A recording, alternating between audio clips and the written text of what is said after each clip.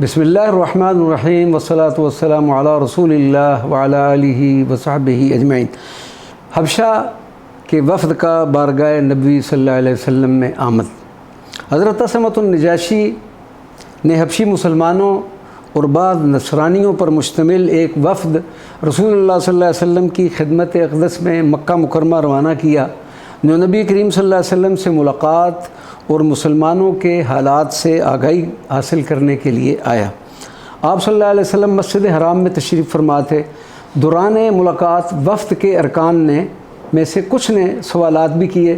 سرکار دو عالم صلی اللہ علیہ وسلم نے ان کے جوابات عطا فرمانے کے ساتھ ان نصرانیوں کو دعوت اسلام دیتے ہوئے اپنے اوپر نازل ہونے والے کلام پاک کی چند آیات بھی سنائیں، جن کے سننے کے بعد ان لوگوں پر رکت طاری ہو گئی اور انہوں نے سرکار دو عالم صلی اللہ علیہ وسلم کی دعوت پر لبیک کہتے ہوئے اسلام قبول کر لیا اور رسول اللہ صلی اللہ علیہ وسلم کے دامن سے وابستہ ہو گئے۔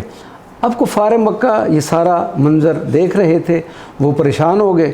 تو اب سرداران قریش کی مشاورت کے بعد فیصلہ کیا گیا کہ شاہ حبشہ کے پاس ہماری طرف سے بھی ایک سفارتکاری کی جائے اور ایک وفد شاہ حبشہ کے دربار میں بھیجا جائے، اور اس مرتبہ بھی سفارت کی ذمہ داری حضرت عمرو بن عاص جو بعد میں اسلام لے آئے ان کے سپرد کی گئی، لیکن اس مرتبہ ان کا معاون عبداللہ ابن ربیعہ کی بجائے عمارہ بن ولید مخزومی تھا۔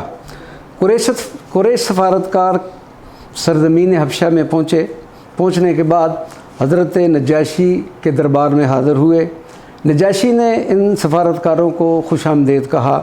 حضرت عمرو بن عاص کی شاہ حبشہ سے دیرینہ شناسائی بھی تھی۔ انہوں نے سرداران مکہ اور بالخصوص حضرت ابو سفیان کا سلام پہنچاتے ہوئے تحائف بھی پیش کیے۔ اس کے بعد مختصر خطاب میں مطالبہ کیا گیا کہ ان مہاجرین کو ان کے حوالے کیا جائے۔ شاہی امراء اور درباریوں کی طرف سے بھی اس مطالبہ کی تائید اور حمایت میں جلد بازی دیکھ کر زیرک بادشاہ فوراً سمجھ گئے کہ اس جلد بازی کے پیچھے کوئی اور عنصر کار فرما ہے۔ بادشاہ حبشہ نے جواب دیا، خدا کی قسم میں ان کو تمہارے سپرد نہیں کر سکتا جب تک میں خود اصل حقیقت حال سے واقف نہ ہو جاؤں۔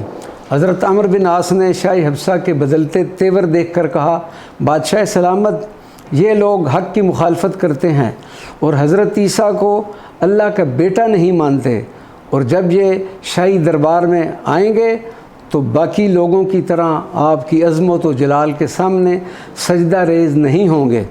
حضرت نجاشی نے حضرت جعفر بن ابی طالب اور بقیہ صحابہ کرام کو بلا بھیجا۔